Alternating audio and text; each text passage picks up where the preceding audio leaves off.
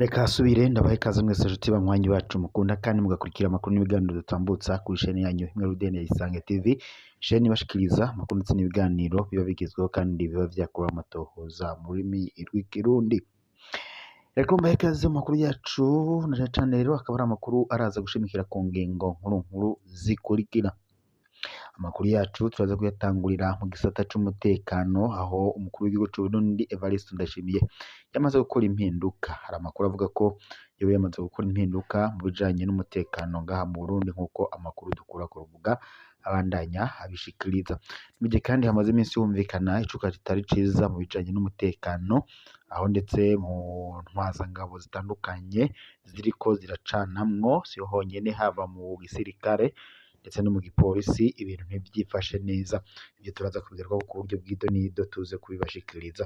Turaza kandi no kunyarukira ku bijanye n'ibiriko biravugirwa mw'ibohero rikuru rya Mpimba, aho abanyororo ngo bariko bariruhutsa ko Koloneli Abdul Ndimurukundo abavuyeko.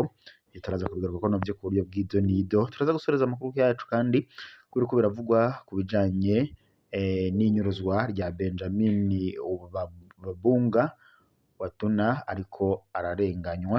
Byose turaza kubashikiriza mu kanya ku buryo bw'ido n'ido.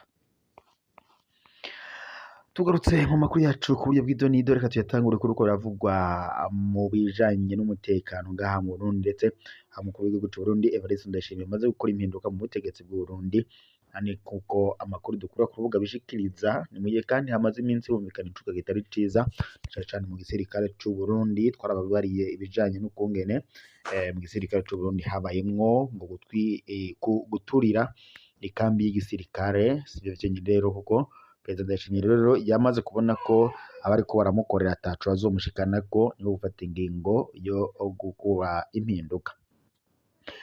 Naho mw'ibohero rikuru rya Mpimba ho abanyororo bariruhutsa ko Koloneli Abdul Ndimurukundo abavuyeko. Koloneli Abdul Ndimurukundo ari mu ntwazangabo zaraye zihinduriwe amabanga mu gipolisi. Uyu kandi yahora ari umuyobozi w'ibohero rikuru rya Mpimba, yagenywe gukorera mu bugenduzi bukuru bw'igipolisi nk'icegera c'uwujejwe ibiro vya operation et entraînement. Mw'ibohero rikuru kandi rya Mpimba, Koloneli Abdul Ndimurukundo yari amaze iminsi yidogerwa bidasanzwe n'abanyororo. Yari yagirizwa gukorana amakosa na bamwe mu banyororo nk'uwitwa Wize Tony batazira Dume. Abdul Ndimurukundo kandi yavugwa ko mw'itotezwa ridasanzwe ry'abanyororo adakunda. Bamwe kandi yabanyaze amatelefoni yabo. Hari ndetse n'abo yaheruka kurungika mu yandi mabohero nka Koloneli Leonidas Harushimana batazira Muporo, ubu ageze mw'ibohero rikuru rya Muramvya. Koloneli Fulgence Ndayikengurukiye ubu ageze mw'ibohero rikuru rya Rutana, ndetse n'abandi batandukanye. Abo bose rero yabagirije ngo nibo bamureze ku mabi ariko arakora. Abdul Ndimurukundo we yagirizwa n'abanyororo ko yahora agurisha ifungurwa zabo hanze, ndetse nabo bakicwa n'inzara. Yavugwa kandi mu vyo gutangisha amafaranga ku bakeneye ivyumba vyiza, kudandaza inzoga zitemewe n'urumogi mu Mpimba. Abanyororo ko kandi baremeza ko ayandi makosa akomeye cane harimwo ayakorerwa mu gice cagenewe abakenyezi. Abanyororo kandi baremeza ko ubutumwa bwaciye hano bwatumye habaho amatohoza ku makosa yose yari yakozwe na Koloneli Abdul Ndimurukundo. Amatohoza yoba kandi yakozwe na CNIDH n'abategetsi bo mu bushikiranganji bw'ubutungane. Ayo matohoza kandi ari mu bitumye Koloneli Ndimurukundo akurwaho mu Mpimba. Ariko kandi ubu twizera ko umusubirizi wiwe agiye kugaragara agahengwe mu Mpimba. Turaza kugaruka kandi ku bandi baraye bagenwe mu mabanga atandukanye mu gipolisi ndetse n'idarino. Naho mu yandi makuru kandi nuko Benjamin Babunga Watuna bariko ararenganywa. Mu nkuru yaheruka twasavye abafise amakuru akwiye kwifatwa ry'umukongomani Benjamin Babunga Watuna ko boyadusangiza kubera ngo hari ibihushane vyinshi mu vyariko birakwiragizwa ku mbuga ngurukanabumenyi. Hano twarabasangiza ivyo tuzi kwihagarikwa ry'iyi nzirakarengane. Ica mbere, Benjamin Watuna yafashwe kuwa kabiri uheze igenekerezo rya 26 kwezi kwa gatanu uyu mwaka, kandi Benjamin ntiyafatiwe mw'ihoteli nk'uko vyatinditswe, ahubwo ko yaba yarafatiwe kuri restaurant yitwa Bahizi Cafe iri Bujumbura.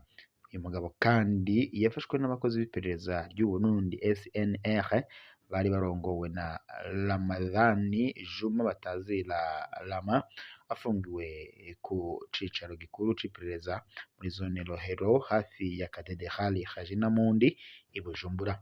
Cakane kandi Repubulika Iharanira Intwaro ya Kongo yasabye ifatwa rya Benjamin Watuna iriko ifatwa rye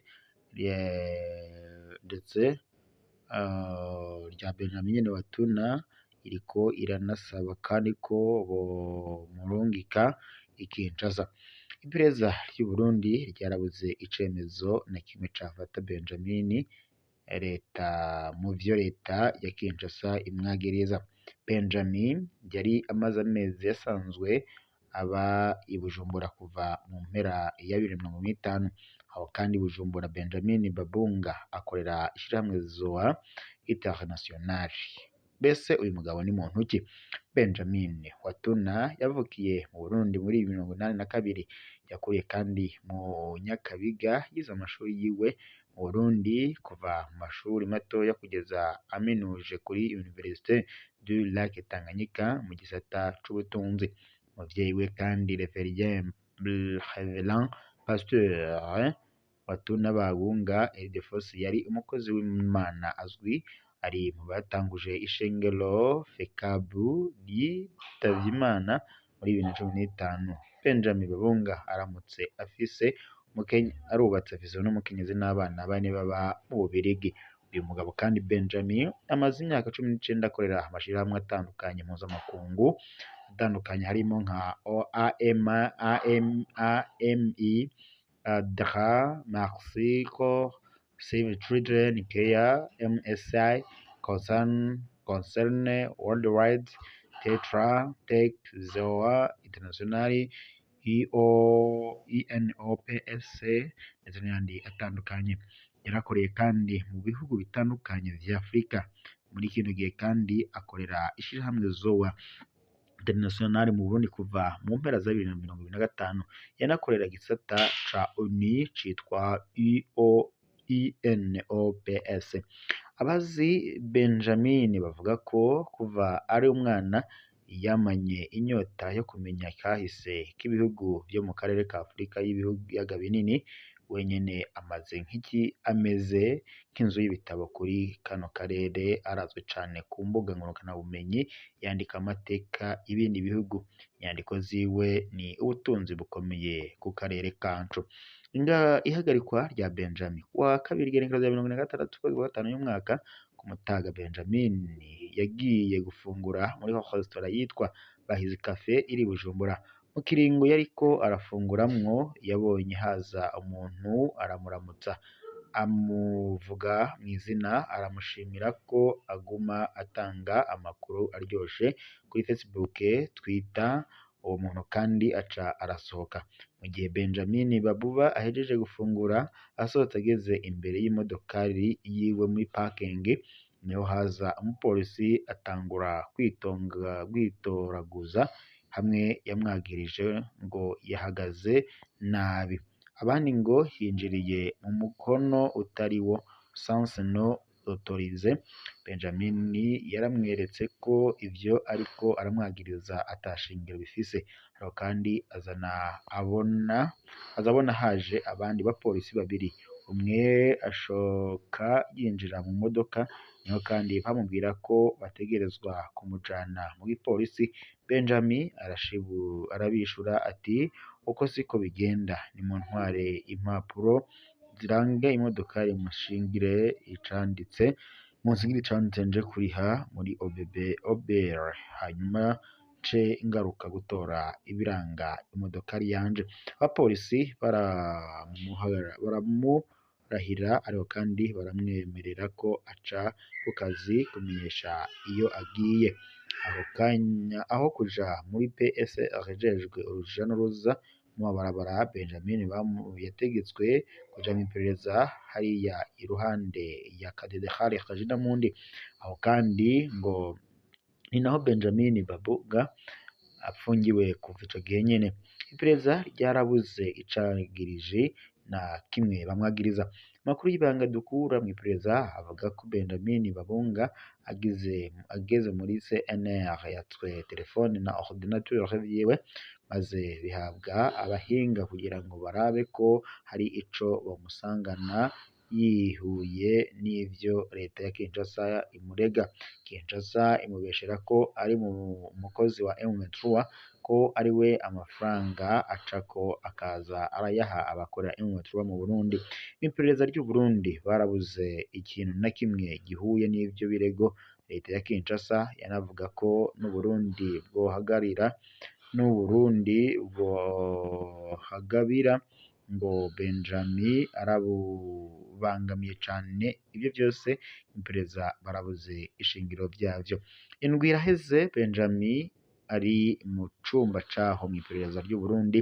Iperereza ntaco rifise rimwagiriza, ariko kandi hari ikibazo c'igitutu ca leta ya Kinshasa iguma isaba ko bayiha iyo nzirakarengane.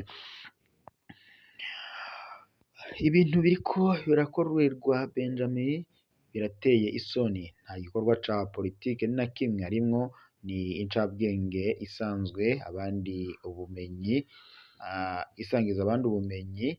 ndetse kuri kahise k'ibihugu vyo mu karere ka Afurika y'ibiyaga binini. Biraboneka ko kandi yanka akarenganyo no konona ubutunzi bw'igihugu uciwe.